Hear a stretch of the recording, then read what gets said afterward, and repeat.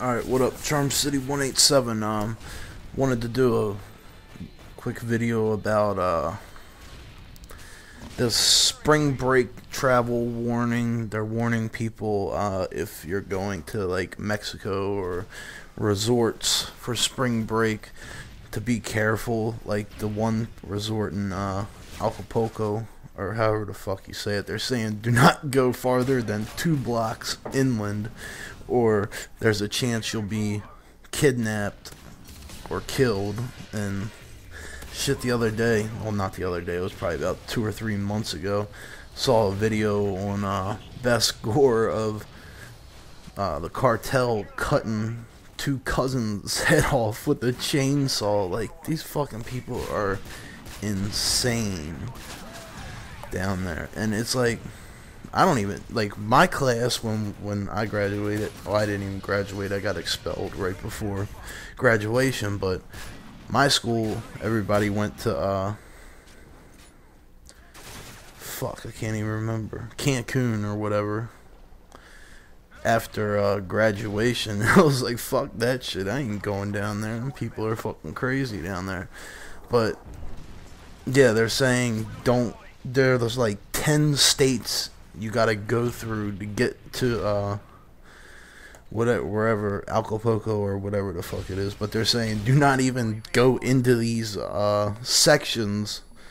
And thing I didn't know is Phoenix, like, all this shit that's happening on the other side of the border is spilling over into the United States. And Phoenix last year alone had 370 some kidnappings. That's a kidnapping every fucking day of the year.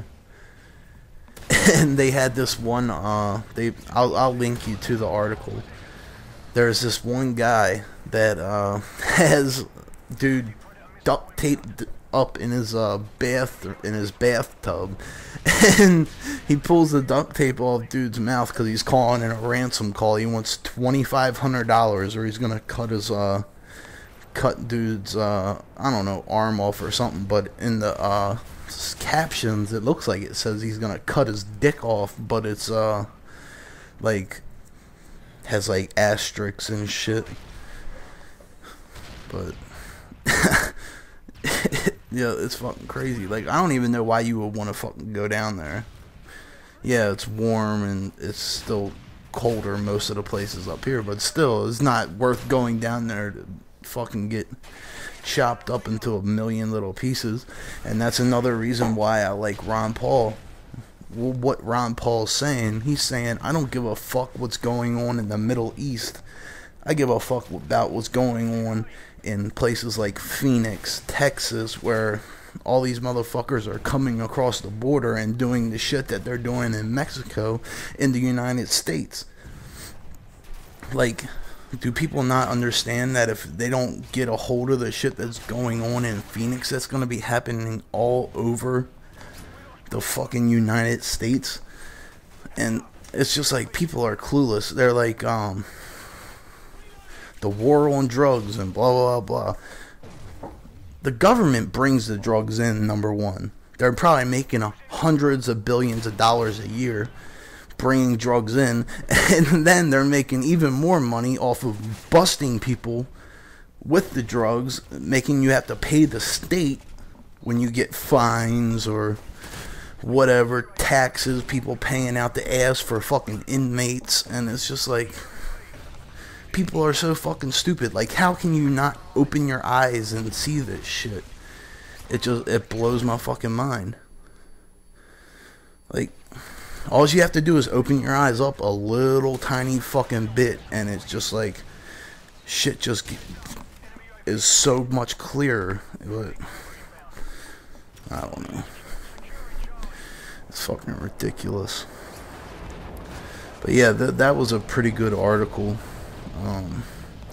It's an ABC News article. I usually 99.9% of the time, anything that's mainstream news, ABC, Fox News, CNN, MSNBC, if I see something on that station, I'm thinking the exact opposite of what they're saying. because 90% of the time they're lying to you. You're in a fucking dream world if you don't think that people on the news have their own political agenda. That's what that Corporal Jesse Thornton or whatever is Thornton was talking about the other day on CNN when they cut him off when he was talking about Ron Paul, why he liked Ron Paul. So if you don't think that people like Bill O'Reilly and all these other fucking douchebags on Fox News and CNN don't have their own political agenda, there's something seriously wrong with you.